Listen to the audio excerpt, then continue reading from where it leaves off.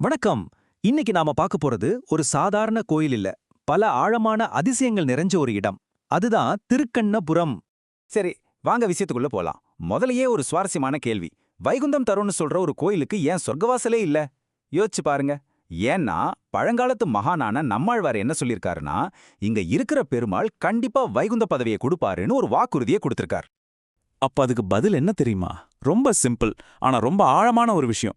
நீங்க ஏற்கனவே சேர வேண்டிய இடத்துக்கே வந்துட்டீங்கன்னா அப்புறம் எதுக்கு ஒரு தனி வாசல்? இது வைகுந்தத்துக்கு வழிகாட்டுற கோயில் இல்ல, இதுவே பூலோக வைகுந்தம்.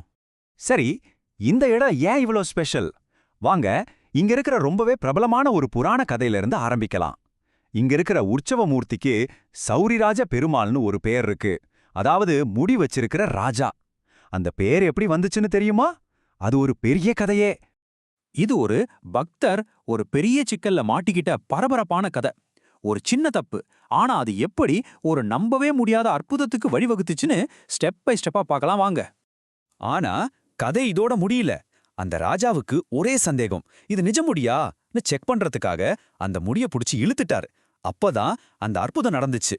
அந்த சிலையில இருந்து ரத்தம் வர ஆரம்பிச்சது. அப்பதான் எல்லாருக்கும் புரிஞ்சது அது நிஜம்னு. இந்த சம்பவத்தோட அடையாளம் இன்னைக்கும் அந்த சிலையில இருக்கு. நீங்க அந்த சிலைய உத்து பாத்தீங்கன்னா பெருமாளோட வலது புருவத்துல ஒரு தழும்பு தெரியும். இது உணர்ச்சி வசப்பட்டு ஒரு பக்தர் தாள கருவிய வீசினதால ஏற்பட்ட காயம்னு சொல்லப்படுது. பாருங்க, ஒவ்வொரு கதைக்கும் ஒரு அடையாளம் இருக்கு. சரி, இது உற்சவரோட கதை. இப்ப வாங்க மூலவரான நீலமேக பெருமாளோட கதைக்கு போலாம். ஏன்னா அந்த கதையும் இதுக்கு கொஞ்சமும் சளைச்சதில்ல, அதே அளவு ஆச்சரியமானது. இந்த கதை உபரிசிரவசுன்னு ஒரு ராஜா காலத்துல நடக்குது. அவரோட படை பசியில வாடிட்டு இருந்துச்சு. அப்போ அவங்க கண்ணுக்கு ஒரு வயல் தெரியுது. ஆனா அவங்க பார்த்ததுக்கும் அங்க உண்மையா இருந்ததுக்கும் பெரிய வித்தியாசம். அவங்க செஞ்சது ஒரு சின்ன தப்பு இல்ல, ஒரு பெரிய பேராபத்தான தப்பு. அந்த படையை எதிர்க்க வர்றது யாருன்னு பார்த்தா ஒரே ஒரு சின்ன பையன். அவன் அந்த முழு படையையும் தோற்கடிச்சிடுறான். ராஜாவோட சக்தி வாய்ந்த மந்திரம் கூட அந்த பையன் முன்னாடி வேலை செய்யல. அப்பதான் அந்த ராஜாவுக்கு புரியுது, தன் முன்னாடி நிக்கிறது சாதாரண சிறுவன் இல்ல, சாட்சாத் அந்த இறைவனேன்னு. அப்புறம் பெருவாள் தன்னோட நிஜரூபக்க காட்டுறார். அதே உபரிசிரவசு ராஜாவோட கதை இங்க முடியல. குழந்தை பாக்கியம் இல்லாத அவருக்கு பத்மினின்னு ஒரு மகள் பிறக்கிறா. அந்த இளவரசி வளர்ந்து இந்த கோயில் பெருமாள் மேல தீராத காதல் கொள்கிறா. அவளோட அந்த தூய்மையான பக்தி ஒரு அழகான தெய்வீக காதல் கதைக்கு காரணமா அமையுது. பாருங்க, நாம இப்போ பேசின இந்த புராண கதைகள் எல்லாம் வெறும் பழங்கதைகள் கிடையாது. இது எல்லாமே இன்னைக்கும் இந்த கோயிலோட தனித்துவமான சடங்குகள்ல, பழக்க வழக்கங்கள்ல உயிரோட இருக்கு.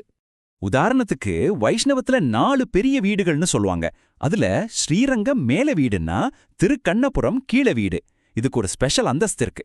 ஏன்னா இங்கேதான் பெருமாள் தன்னோட பக்தனான விபீஷணனுக்கு ரொம்ப அபூர்வமான நடந்த திருக்கோலத்துல காட்சி கொடுத்தார். அந்த நிகழ்வை ஞாபகப்படுத்துற மாதிரி இன்னைக்கும் ஒவ்வொரு அமாவாசை அன்னைக்கும் ஒரு சிறப்பு சடங்கு நடக்குது. அடுத்ததா இங்க கொடுக்கிற ஒரு ஸ்பெஷல் பிரசாதம் முனியோதரன் பொங்கல். இந்த பேருக்கு பின்னாடி ஒரு பெரிய கதை இருக்கு. ஒரு வரி வசூலிப்பாளர், அவர் மேல விழுந்த ஒரு பொய் பழி, ஒரு ராஜாவோட கனவுன்னு ஒரு த்ரில்லர் கதை மாதிரி போகும். அதுல பெருமாளே ஒரு பக்தர் வீட்டுக்கு போய் இந்த பொங்கலை சாப்பிட்டதா ஐதீகம். இந்த கோயிலோட பெருமை இன்னைக்கு நேத்து வந்ததில்ல, ரொம்ப பழமையானது. வைணவத்துல ரொம்ப முக்கியமான 12 ஆழ்வார்கள்ல 5 பேர், ஆமா 5 பேர் இந்த கோயில் பெருமாளை பத்தி பாடி மங்களாசாசனம் பண்ணிருக்காங்க.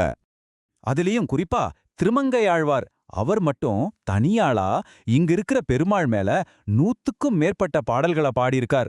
யோசிச்சு பாருங்க, ஒரே இடத்துல 100க்கும் மேற்பட்ட பாடல்கள். அந்த அளவுக்கு அவரை இந்த இடம் ஈர்த்திருக்கு. சரி, நிறைவா ஒரு கதை. இது கொஞ்சம் வித்தியாசமானது. இங்க இருக்கிற தெய்வீகத்தோட எவ்வளவு புத்திசாலித்தனமா, எவ்வளவு தனிப்பட்ட முறையில ஒரு பக்தர் தொடர்பு வச்சிருந்தாருன்னு காட்டுற ஒரு ஆச்சரியமான கதை இது. காளமேக புலவர்னு ஒருத்தர் ஒரு நாள் ராத்திரி பயங்கர புயல் மழை, கோயில் கதவை சாத்திட்டாங்க. உள்ள போகணும், ஆனா முடியல. அப்ப அவரு பெருமாளை பார்த்து ஒரு வரி சொல்றார். அது கேட்கறதுக்கு கடவுளை நிந்தனை பண்ற மாதிரி இருக்கும். ஆனா இதுல தான் அந்த புலவரோட புத்திசாலித்தனமே அடங்கியிருக்கு. அவர் ஆணவத்துல பேசல, ரொம்ப சமயோசிதமா, பெருமாளே நீங்க எடுத்தது 10ஆவதாரம் தான், ஆனா நான் எண்ண முடியாத அளவுக்கு பிறவிகள் எடுத்திருக்கேன். அப்போ உங்களை விட நான் பெரியவன் தானே அண்ட ஒரு லாஜிக் வைக்கிறார். இந்த புத்திசாலித்தனமான வாதம் அந்த பெருமாளுக்கே ரொம்ப பிடிச்சு போச்சான்.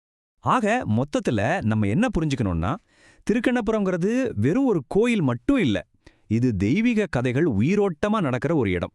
இங்க கடவுள் எங்கேயோ தூரத்துல இல்ல, பக்தர்களோட வாழ்க்கையில ரொம்ப நெருக்கமா தனிப்பட்ட முறையில சம்பந்தப்பட்டிருக்கார். இது கடைசியா நம்ம மனசுல ஒரு கேள்வியை எழுப்புது. நாம அன்றாடம் சந்திக்கிற விஷயங்கள்ல, நாம சொல்ற கதைகள்ல உன்னிப்பா கவனிச்சா ஒருவேளை நம்ம வாழ்க்கையிலயும் இது மாதிரி அதிசயங்கள் மறைஞ்சிருக்கலாமோ?